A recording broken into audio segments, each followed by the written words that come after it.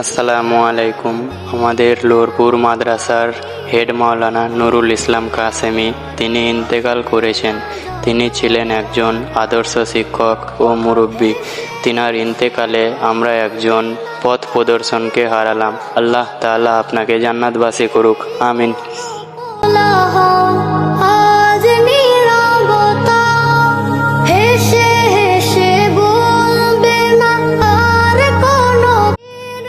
আসসালামু আলাইকুম। আমাদের লোরপুর মাদ্রাসার হেড মাওলানা নুরুল ইসলাম কাসেমি তিনি ইন্তেকাল করেছেন। তিনি ছিলেন একজন আদর্শ শিক্ষক ও মুরব্বী।